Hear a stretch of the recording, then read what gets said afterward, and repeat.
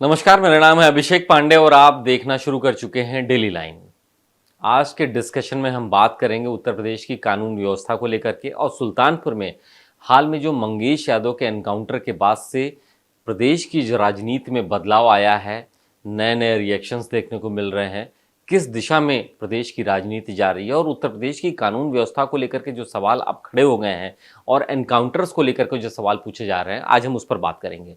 और बात करने की ज़रूरत इसलिए पड़ी है क्योंकि सबसे लेटेस्ट इनपुट दिया है बहुजन समाज पार्टी की अध्यक्ष मायावती ने।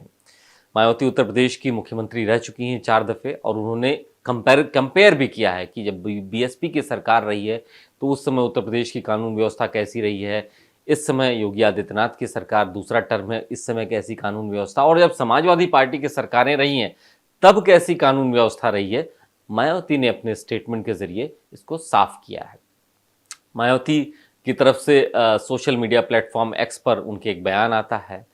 3 अलग अलग स्टेज में बयान सामने आया और उन्होंने कहा कि भाई सुल्तानपुर में जो मंगेश यादव का एनकाउंटर हुआ उस पर उन्होंने सवाल तो खड़े ही किए, लेकिन ये भी कहा कि इस एनकाउंटर को लेकर के जाति, धर्म और कानून व्यवस्था की बात करने वाली समाजवादी पार्टी के बयानों को देख करके और अखिलेश यादव के बयान को देख करके उनको हंसी आती है। हंसी इसलिए आती है क्योंकि मायावती के इस स्टेटमेंट से ये समझ में आता है कि अगर समाजवादी पार्टी कानून व्यवस्था की बात करें, Akhilesh Yadav law and order की बात करें, तो वो हंसी वाली बात है, वो मजाक वाली बात है। ये मायावती के इन बयानों से साफ हो जाता है।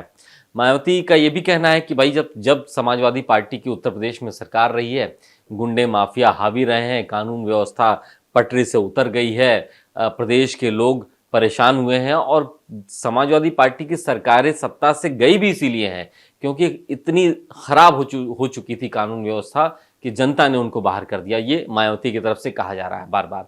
और ये भी कहा जा रहा है कि ऐसा नहीं है कि अगर सुल्तानपुर में मंगेश यादव के एनकाउंटर को लेकर के समाजवादी पार्टी सवाल खड़े कर रही है तो वो पाक साफ हो जाती है और बीजेपी को उसका अनड्यू फेवर मिलना चाहिए। उन्होंने बीजेपी की सरकार पर भी सवाल उठाया है।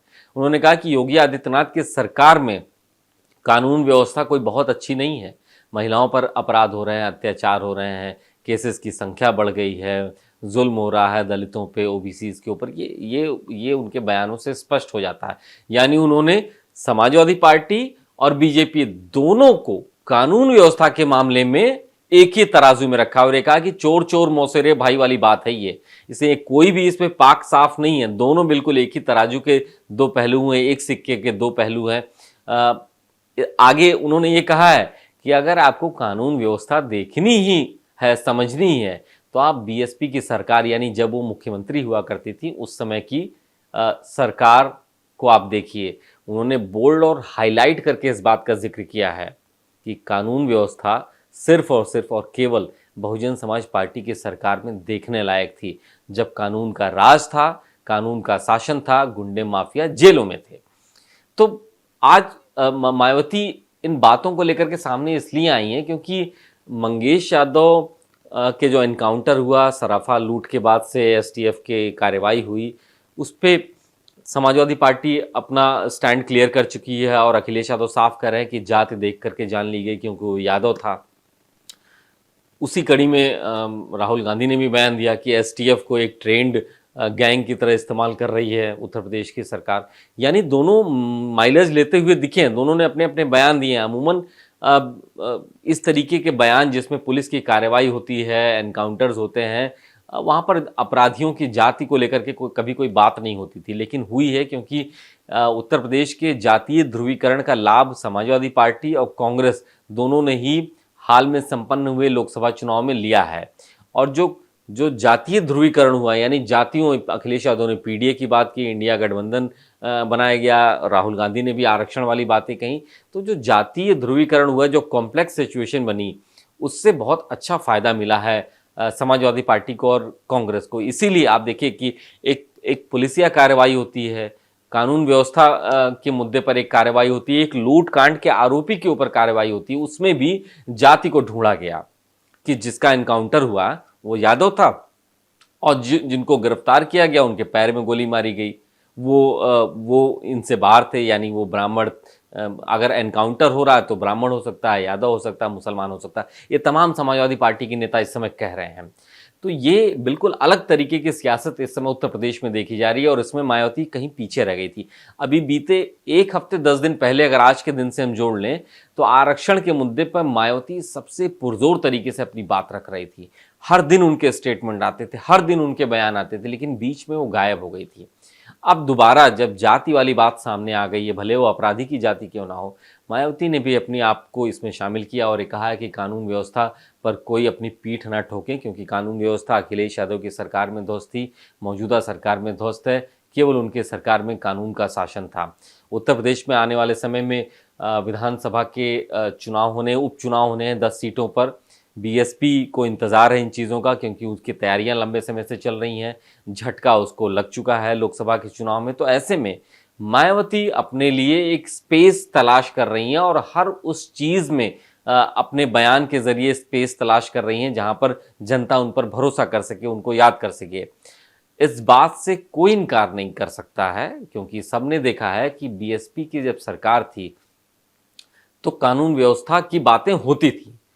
2012 में जब अखिलेश यादव सत्ता में आए तो आखिरी दिन मुझे याद है कि मायावती ने प्रेस कॉन्फ्रेंस की थी बतौर मुख्यमंत्री। उन्होंने इस बात का जिक्र किया कि आज से 3 महीने बाद लोग मुझे याद करेंगे। और जिस दिन अखिलेश यादव ने शपथ ली थी, यानी उसी प्रेस कॉन्फ्रेंस के देर शाम, उत्तर प्रदेश में कई जगहों पे नई सरकार बनने के बाद कई जगहों पर लड़ाई झगड़े देखने को मिले थे, कई जगहों पर विवाद देखने को मिले थे। तो कानून व्यवस्था की बात जब जब आती है तो मायावती कहती हैं कि नहीं, कानून व्यवस्था देखना हो तो हमारी सरकार को आप देखिए। ये प्रदेश की जनता को बताने का प्रयास कर रही हैं।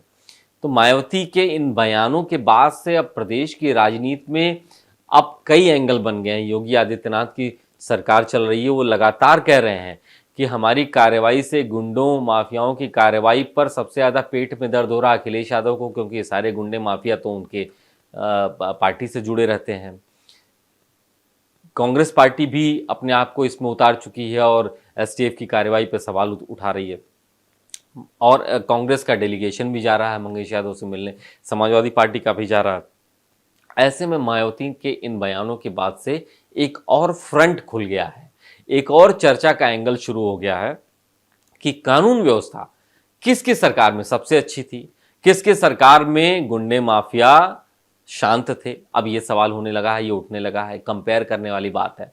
तो इसी नोट के साथ हम इस डिस्कशन को खत्म करेंगे कि आप बताइए कि जितनी भी सरकारें आपने देखी हैं, सुनी हैं, महसूस की हैं, आंकड़ों में देखी हैं, खुद देखा है, उसमें सबसे बेहतर कानून व्यवस्था किसकी सरकार में थी? क्या मायावती की सरकार जो 2007 से 2012 के बीच में थी, क्या अखिलेश यादव की सरकार 12 से 17 के बीच में, या फिर योगी आदित्यनाथ जी की सरकार जो 17 से अब तक चल रही है? कानून व्यवस्था किसकी सरकार में सबसे बेहतर थी? आप कमेंट करके हमको ज़रूर बताइएगा और देखते रहिए डेली लाइन।